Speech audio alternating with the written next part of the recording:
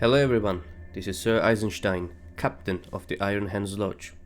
I wanted to make a guide for the new Agents of the Sigillite event to help people basically understanding which cards are powerful and what sort of tactics to go for and obviously what to avoid.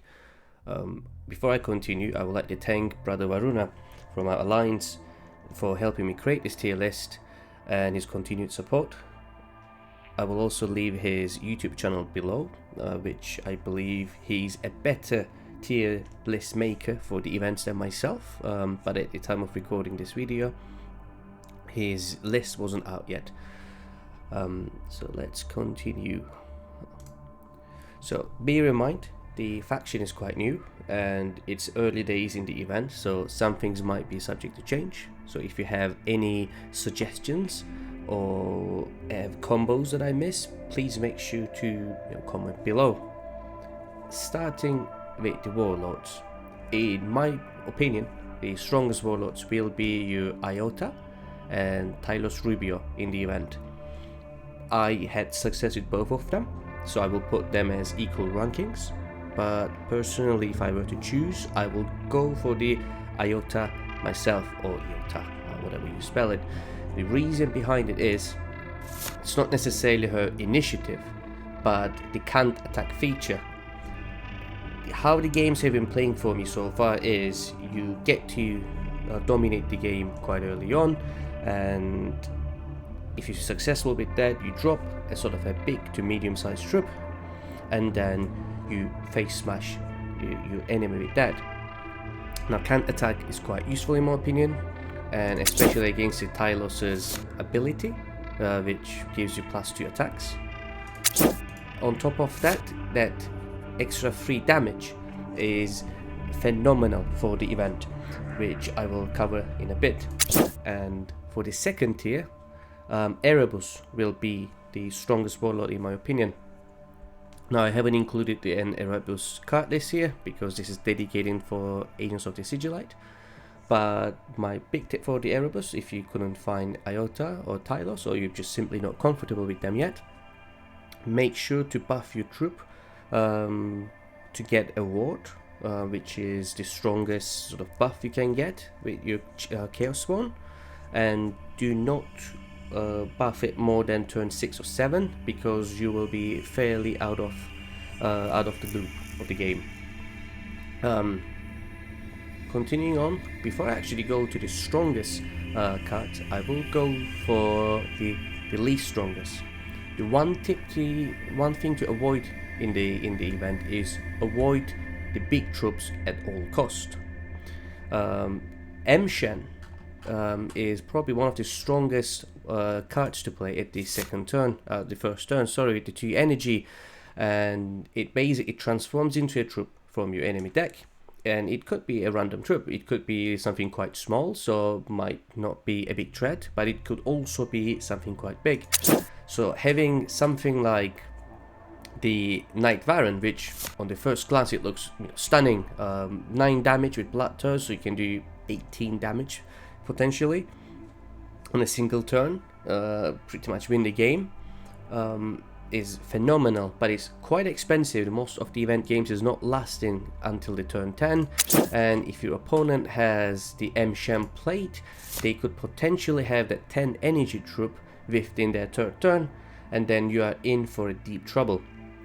Now as I said, you could pull off a small troop, but you totally spend free energy and you likely gonna get a fairly decent choice of troops from the enemy, as this faction so far seems to be quite strong.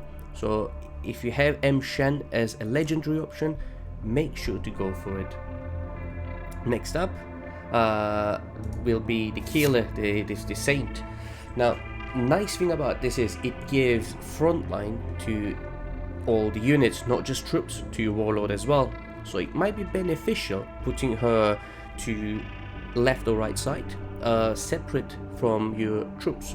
So if you were to have any other small troops, such as these guys over there, you might not wanted to tank it early on, so your Warlock can tank and keep your troops healthy aboard. so you can buff them with the killer's ability for 1 energy, give them a bit of a buff, and then keep dealing damage, keep controlling the board presence. And this is where the AotS ability comes into play, that free damage.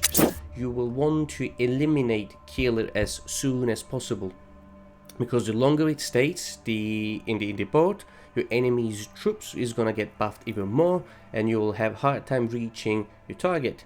And bear in mind, towards the late game, if you were to put something big, it's as easy it is to drop a troop between the killer and your warlord, so suddenly the front line shifts, and then you have to deal with that big troop first before getting into the the warlord.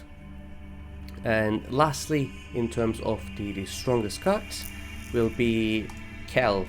Now this is a stealth troop at 4 energy. It is quite strong. For 1 energy you can deal 5 damage.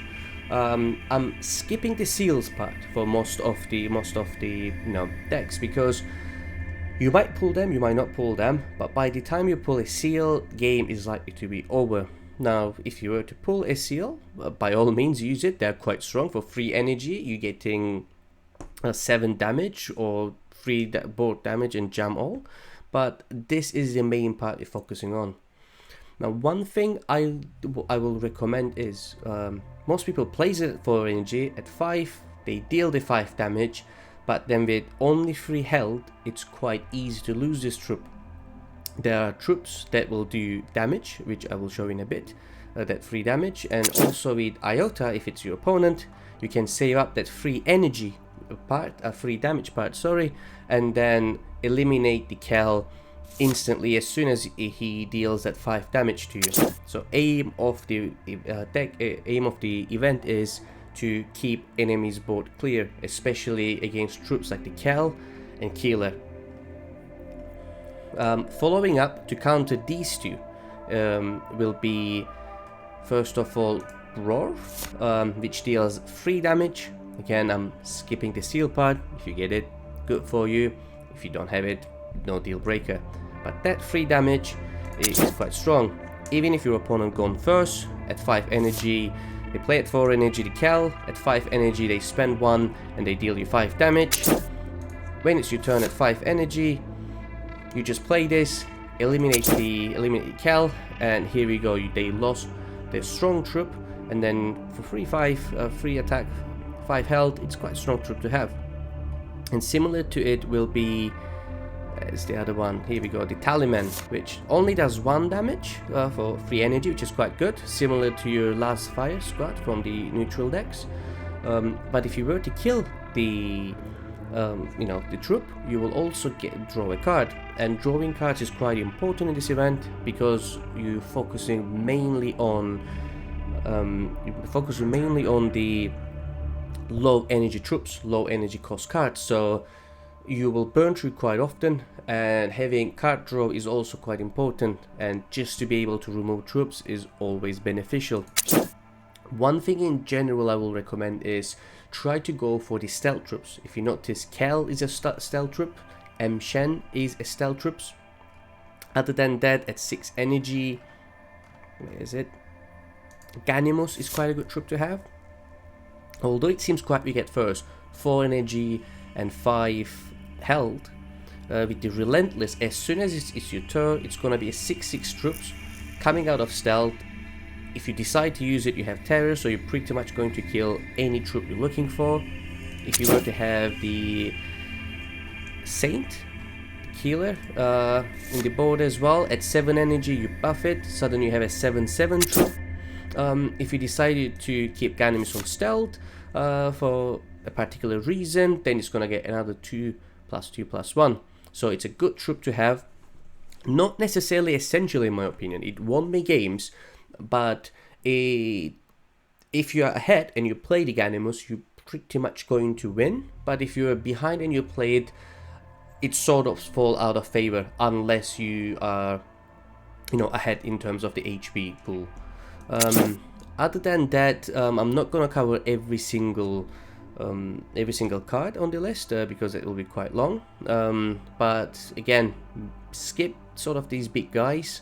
they're not necessarily that powerful. For neutral cards, if you can get anti-stealth, because we'll be focusing on mainly stealth troops, as I said, the Ganymus, the Kel, M-Shen. Getting anti-stealth, such as what's the free energy one called? The free energy one, see, I already forgot about it. This one here. Here we go, the Security Pelsans. I seen this one coming up quite often in the decks. And bear in mind, if they play Shen, they will need another turn to able to use his active ability. So if your opponent plays Shen at 2 energy turn, and then next turn you drop the Pelsans, it instantly removes the card before the M-Shen has a chance to turn into a bigger troop. Other than that, area damage cards are also quite important in my opinion. Just to wrap it up, focus on the card draw, which is quite important. Focus on getting as many as Killers, M-Shens and Kels as possible, and play them as early on. Do not worry about the frontline troops that much, because your Killer will be providing any troop as the front line, so you don't need to lose the attack or defense values on a card such as Khalid Hassan that has this, but the Marketer's Circle, the small card, could be quite useful. And lastly, get the stealth troops except for the big one, because the M-Shen can transform into it and you don't want to get attacked by a 9 damage troop early on in the game. And that's it, guys. Hopefully you enjoyed it. If I missed or skipped something, please do let me know, and I will see you next time. Have a nice day.